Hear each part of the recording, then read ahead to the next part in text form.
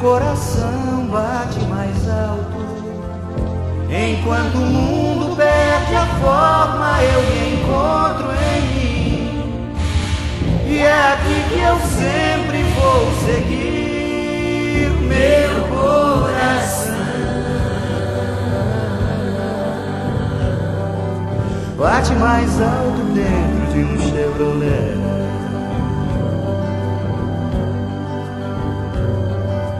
Bate mais alto dentro de um Chevrolet. Enquanto o mundo perde a forma, eu me encontro em mim.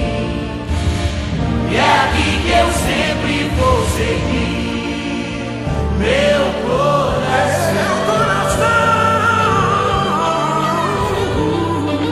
Bate mais alto dentro de um Chevrolet.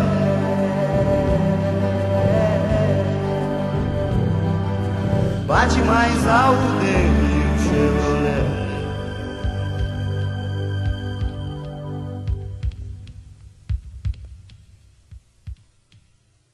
E você chegou no canal Monza Experience mais uma vez. Como dizemos sempre aqui, você está no canal para falar de carros velhos, especialmente como é que é no ano de 2021 dirigir os Monzas. A bordo hoje do nosso querido Monza CCV, que, como você também sabe, é um Monza 85-86 fase 2 SLE, duas portas com todos os opcionais de época. Muito bem, que estamos hoje no trânsito de São Paulo pesado, numa quarta-feira, fazendo o nosso trajeto diurno da Avenida Bandeirantes e por aí vai.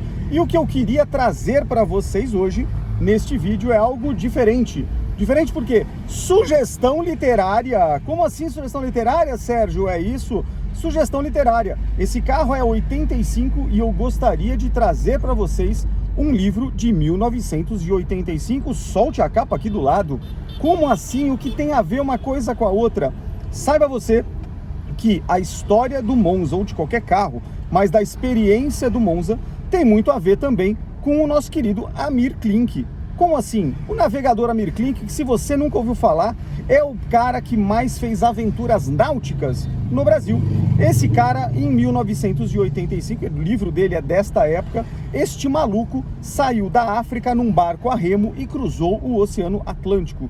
Dizem até que num barco a remo, portanto sem velas, só na força do querido bracinho, foi o único a fazê-lo. É um feito histórico, especialmente numa época onde você não tinha as modernidades de hoje, como por exemplo celular, telefone por satélite, GPS, não tinha nada disso em 85. Então, basicamente o Amir Klink, e claro que aí você vai ter que ler o livro para descobrir os detalhes, ele acabou utilizando o quê? A velha navegação de sextante e tudo mais, e muitas vezes o famoso rádio para tentar se comunicar brevemente com a civilização.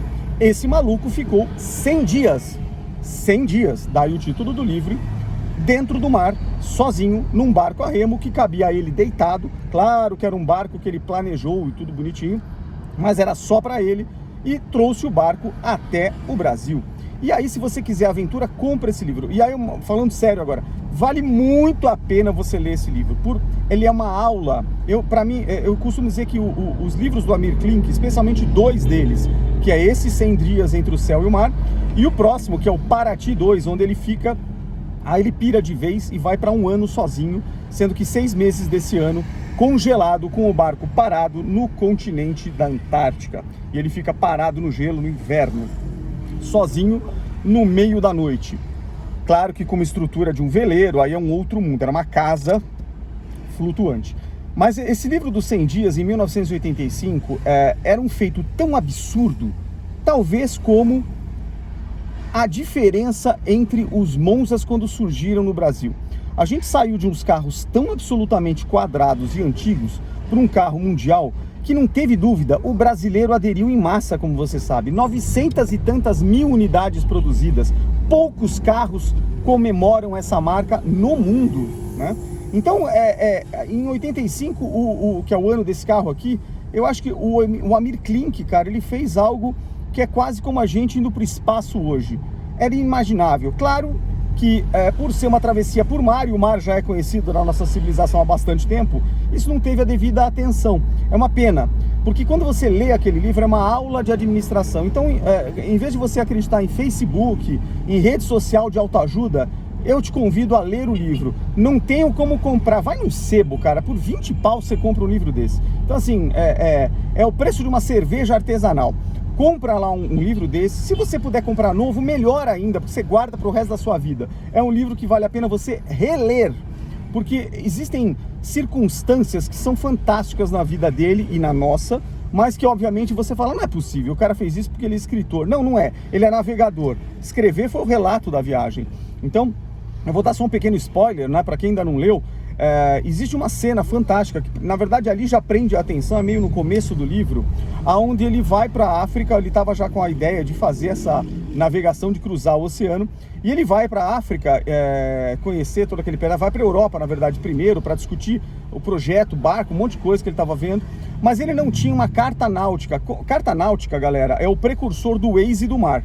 Então, basicamente, carta náutica mostra correntes e tudo mais. Todo cara que navega sabe disso, porque é meio que o mapa da mina. É dali que você se baseia para você navegar, além da posição das estrelas ou hoje do GPS, que é para saber se você está indo no rumo certo, né? Porque, como você sabe, o mar não tem ruas pavimentadas. Pois bem, então ele estava afim de uma carta náutica da Baía de Lüderitz, lá na África, também chamada também perto ali de Costa dos Diamantes, aquele pedaço todo lá, porque é de onde ele partiria, porque pelas correntes marítimas, aquela era a melhor posição que ele tinha para chegar ao Brasil, dadas as correntes marítimas que favoreciam. Imagina você ir num barco a remo e contra a corrente, seria impossível. Então ele tinha que usar as correntes marítimas a favor e só coordenar o barco e na calmaria remar. E não achava aquilo em lugar nenhum.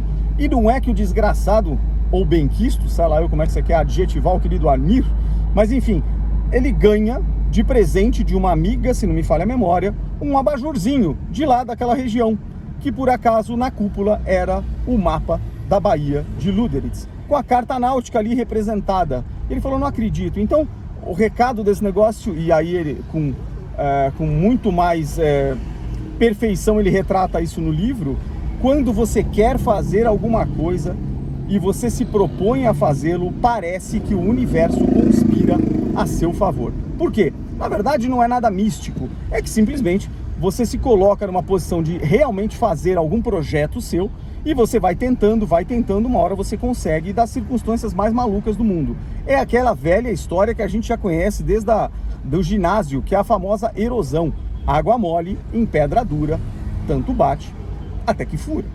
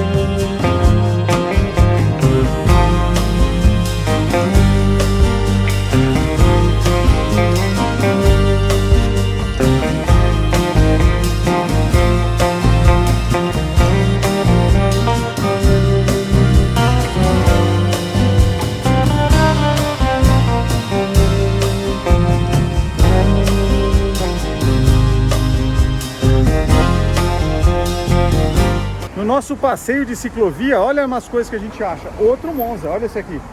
Placa de Atibaia GMB. Aparentemente veio rodando, porque nessa região aqui não tem como parar carro. Então veio rodando, vai rodando. Então, olha só. E vou dar uma olhada, você vai dar uma olhada nos detalhes da encrenca aqui, ó. Você vai ver. Vou mostrar aparentemente um SLE. Olha lá. Ó, ele até tá melhor estado do que aquele SR perto do Jabaquara. Eu vou mostrar os detalhes dele agora.